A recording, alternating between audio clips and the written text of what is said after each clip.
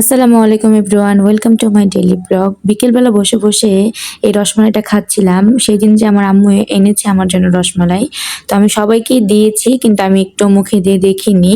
তবে আমারটা রেখে দিয়েছিলাম, আমি এখন খাচ্ছি। আমি মিষ্টিটা তেমন একটা পছন্দ করি না, তেমন একটা খাইও না, তো আমি এই রসমালাইটাই খাই। তখন দেখছিলাম যে মা আদা রসুন নিয়ে এসেছে, বললো যে আদা রসুন পেস্ট নাকি শেষ। তো দুজনে মিলে আদা রসুনগুলোকে কাটছিলাম, মানে ছিলে মা কেটে ধুয়ে আমাকে দেয়। তারপর আমি ব্লেন্ড করতে চলে যাই। আর এই তো কেটে ধুয়ে আমাকে দিয়ে দিয়েছে মা, তো আমি এখন ব্লেন্ড করে নিব। তো আদিবাও ছিল এখানে, আদিবার সাথে কথাবার্তা বলছিলাম আর ব্লেন্ড করছিলাম আদা রসুনগুলো। তখনই হঠাৎ করে ফোন আসে, আমার ননদ বলছিল যে ও নাকি কালকে আসবে আমাদের বাসায়। তো তখন তো কাজ করার খুশিটা আরো দ্বিগুণ বেড়ে গেল। তারপর আদিবাকে নিয়ে কাজ করছিলাম, দেখেন বারবার ও ক্যামেরাতে হাত দিয়ে দিচ্ছিল। আমি ওকে বারণ করছিলাম কিন্তু শুনছিল না। বাচ্চা মানুষ, আর ওর ফুপ্পি আসবে, তার খুশিতে এত আরো মহা খুশি। তারপর ভাবলাম যে কালকে যেহেতু মেহমান আসবে, তাই ঘরগুলো ভালো করে গুছিয়ে রাখবো।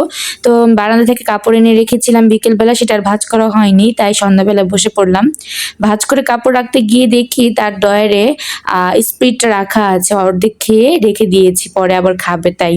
তো নিজের ডয়ারে রেখে দিয়েছে, অন্য কোথাও রাখলো যদি কেউ খেয়ে ফেলে তার জন্য। কেমন বাচ্চাদের মতো। তো দেখছি যে ওনার ধোয়া কাপড় চোপড়ের সাথে একটা আধোয়া কাপড় চোপড়, একটা গেঞ্জি চলে এসেছে।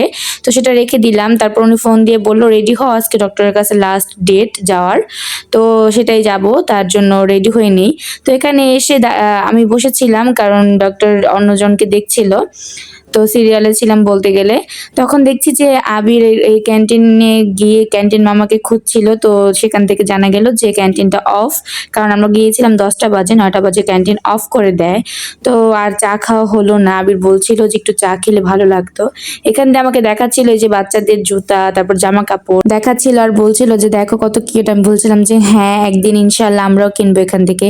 তো এখানে ওয়েট করতে করতে আমি মাথা ওর কাঁধে দিয়ে বসেছিলাম, আমার খুব খারাপ লাগছিল।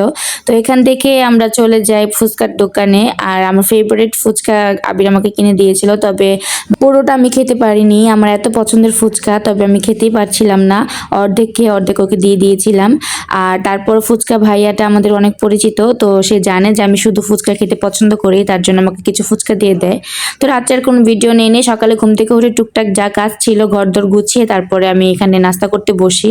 আর ওই দিক দিয়ে মা আলু সিদ্ধ করে নিচ্ছিল, তো আমাকে বলছিল যে আলুটা ছিলে দাও, ঠান্ডা হয়ে গিয়েছে। তো আমি আলুকে ছিলে দিলাম। তারপরে আম্মু এখানে ভর্তা বানাচ্ছিল, কাঁচা মরিচ, কাঁচা পেঁয়াজ আর কাঁচা ধনিয়া পাতা দিয়ে। তো উনি বলছিল যে সবসময় তো বাগার দিয়ে বানাই, তো আজকে কাঁচা বানাই। অনেক সময় কাঁচা বানালে কি হয়, সরিষার তেল দিয়ে অনেক মজা লাগে, তো সাথে সাথে খাওয়া হয়ে যায়। তো অল্প করেই বানাচ্ছিল। আর এখানে ডাল রান্না করেছিল ঘন করে, এটাও অনেক আমার পছন্দ, কারণ ধনিয়া পাতা আমি খুবই পছন্দ করি। আর এই দিক দিয়ে বিরিয়ানির জন্য সবকিছু কেটে ধুয়ে রেখেছিল মা, রাত্রে বিরিয়ানি রান্না করবে। সন্ধ্যার পর বিরিয়ানিটা বসাতে যায়, তখন দেখে কারেন্ট নাই, তো তাও অন্ধকারে কাজ করতে হয়। আমি মাকে টুকটাক হেল্প করছিলাম এখানে।